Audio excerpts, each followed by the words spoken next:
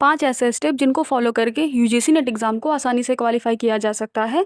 आज हम उन्हीं पर बात करने वाले हैं। तो स्टेप नंबर 1 ये है कि पाठ्यक्रम को गहराई से समझें।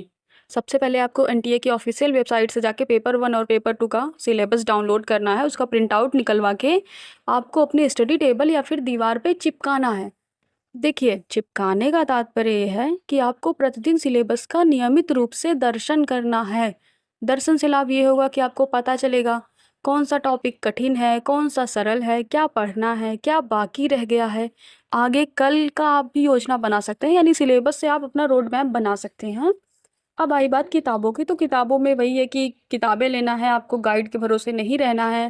पेपर 1 में आप केवीएस मैदान जैसी कोई भी एक प्रामाणिक पुस्तक ले सकते हैं जो आपको ठीक लगे। और पेपर 2 में आपको वही पढ़ना है जो कि आपने ग्रेजुएशन और पोस्ट ग्रेजुएशन में पढ़ा था। कॉन्सेप्ट वहीं से क्लियर होंगे, इसके बाहर ऐसा नहीं कि कुछ भी आ जाएगा, ऐसा कुछ भी नहीं आएगा। अब हम बात करते हैं स्टेप नंबर 2 पे।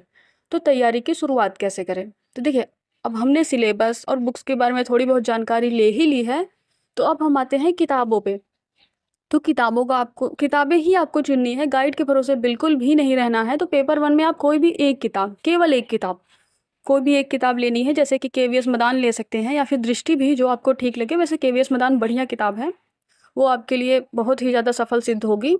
पेपर 2 में आपको कोई भी गाइड बिल्कुल भी नहीं लेनी है, आपको वही किताबें पढ़नी है जो कि आपने अपना ग्रेजुएशन और पोस्ट ग्रेजुएशन यानी मास्टर्स में पढ़ी थी।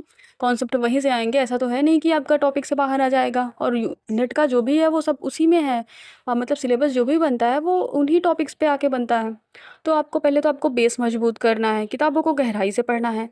और हाँ, अगर आपका लक्ष्य जेआरएफ है तो आपको पेपर 1 पे ध्यान देना ही देना है। प्रतिदिन 2 घंटे पढ़ने ही पढ़ने हैं, सिलेबस देख करके। सिलेबस बहुत ज़रूरी है, उसका दर्शन। अब आ जाते हैं स्टेप नंबर 3 पे। तो हमको टाइम कैसे मैनेज करना है, प्लान कैसे करें पढ़ने का?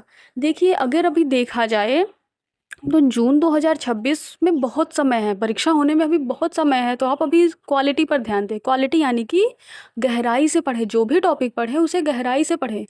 आप प्रतिदिन का नियम बना सकते हैं, जैसे कि प्रतिदिन आपको 5-6 घंटे पढ़ना ही पढ़ना है, कम से कम 5 घंटे। आप अपना अभी शॉर्ट नोट्स भी बना सकते हैं, इतना समय है। देखिए, रिवीजन आपको बहुत ज़रूरी, जो भी अगर आपको ध्यान हो यूजी और पीजी में जो भी पढ़ा था आपका टॉपिक से रिलेटेड, सिलेबस से रिलेटेड, तो आप उसका रिवीजन कर सकते हैं जो भी आपको याद हो। और रही बात पेपर 1 की, तो पेपर 1 को आपको कम से कम 2 घंटे प्रतिदिन देने ही देने हैं। और पेपर 2 में आपको कम से कम 3 से 4 घंटे प्रतिदिन। और हाँ, हफ्ते में एक दिन आप ऐसा निकालिए जिस दिन आप रिवीजन करें, जो पढ़ा है उसे दोहराएं। तो आप रविवार का दिन ले सकते हैं, क्योंकि रिवीजन जो है वो आपके लिए बहुत ही सफल सिद्ध होगा, बहुत ही ज़रूरी है। अब आते हैं हम स्टेप नंबर 4 पे। तो पीवाईक्यूज़ के बारे में है। तो यूजीसी नेट में प्रश्नों का अगर आपको पैटर्न समझना है, किस प्रकार के प्रश्न पूछे जाते हैं, तो पीवाईक्यू हल करना बहुत ही ज़रूरी है। तो आप ऐसा करिए कि कम से कम 8 से 10 साल पिछले पीवाईक्यू को हल करिए। देखिए, अगर आपको 15 साल के हल कर लेते हैं तो ये आपके लिए बहुत ही कारगर सिद्ध होगा, लेकिन कम से कम 8 से 10 साल के तो हल करना ही करना है। आप केवल हल नहीं करना है, आप थोड़ा विकल्पों पे भी ध्यान दीजिए, क्योंकि ऐसा ज़रूरी नहीं कि लास्ट टाइम जो पूछा था एग्जैक्ट वही आगे आ जाएगा। तो आप प्रश्न जब हल करेंगे तो आपको गहराई का पता चलेगा, एनटीए किस प्रकार के प्रश्नों को पूछता है ये आपको पता चलेगा। और हाँ, एक ज़रूरी बात, यूट्यूब और जो भी आपने कोई पेड ऐप लिया होगा सब्सक्रिप्शन, तो आप उनके भरोसे रहिए, वो पढ़ाएंगे लेकिन भटकाव से बचिए। और एक चीज़ है कि भाई आपको प्रतिदिन पढ़ना है, समय पर आपको देखना है, ध्यान देना है, निरंतरता बहुत ही ज़रूरी है।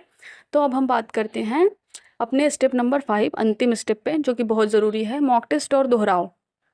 देखिए, रिवीजन ज़रूरी है, वो तो हमने बताया ही कि रविवार आप एक दिन तो हफ्ते में निकालिए ही। रविवार बेहतर है, क्योंकि उस दिन छुट्टी होती है।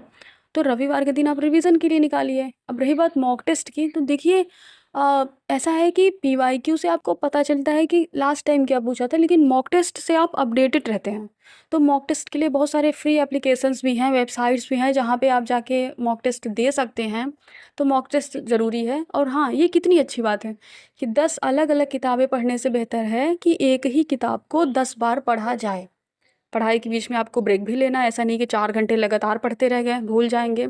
और हाँ, अगर आपका लक्ष्य जेआरएफ है तो मेहनत से होगा, रणनीति से होगा। तो इन 90 दिनों में एक भी दिन आपको भटकना नहीं है, एक भी दिन छूटना नहीं चाहिए, क्योंकि ध्यान रखिए, आप निरंतरता ही सफलता की कुंजी है। तो आपको प्रतिदिन पढ़ना ही पढ़ना है।